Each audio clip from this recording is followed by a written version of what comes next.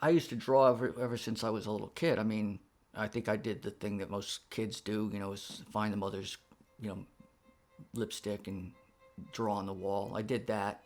It's like now it'd be like something that, doing that now, it's almost like, wow, that's so cutting edge. It's like a kid doing that stuff. It was the only cutting edge thing would be like to find out the new way for them to beat my ass about it, Oh, it's like we already whipped him. Let's see, what can we do? We can take him, put him to bed without his supper. That's another cutting edge thing we can do.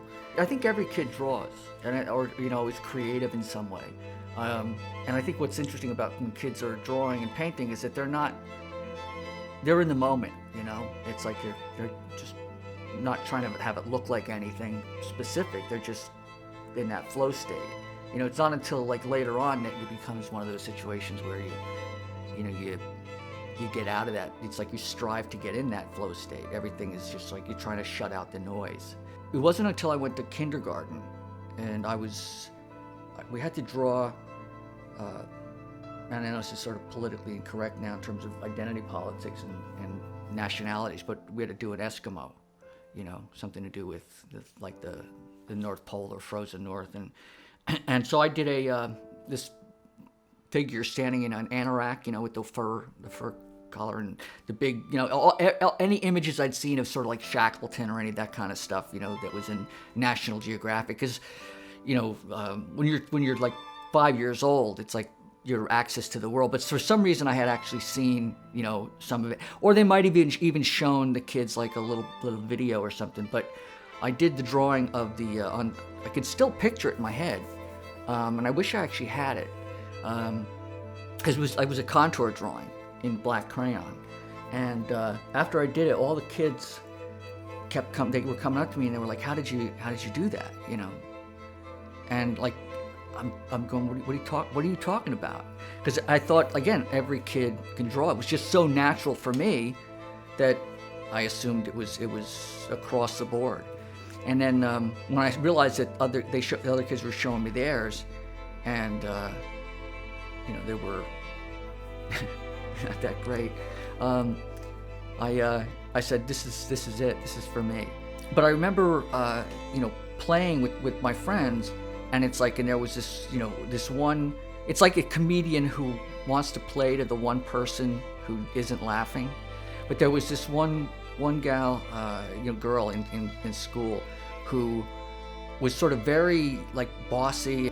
One kid's father was a pilot, so the kid like had this air of, I don't want to say even at that age a little air of entitlement, but it was like she was like all about him, and I'm a farm kid, and I'm like, it's like almost a competition, and so I was looking for anything to get like a leg up in terms of, it's not quite like Zuckerberg starting Facebook because Rooney Mara wants to break up with him at a bar because he's going to be a very successful asshole, but I think for me art was it. It's like, and then I read comic strips, comic books.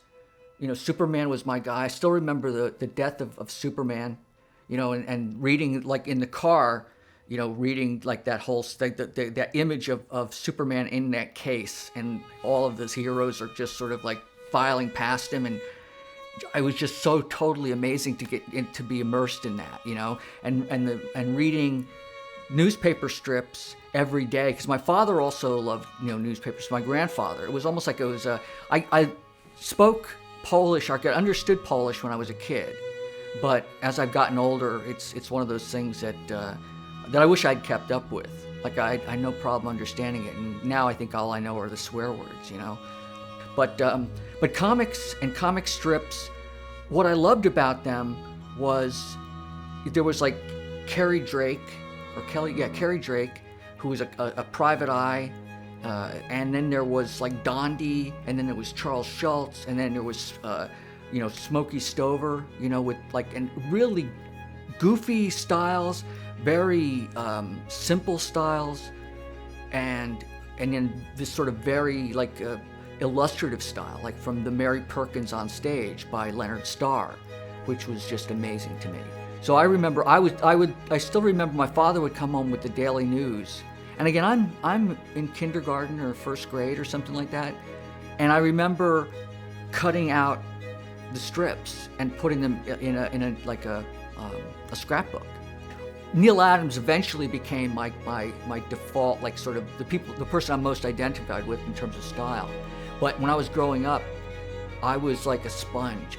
There was the comic strips and then the comic books, and I sort of didn't really see them as too different because they were both in narrative form, except that one was serialized on a daily basis, whereas comics was like, it was like binge watching a daily. It's like, I'm gonna watch the whole month's episode, like all in one shot.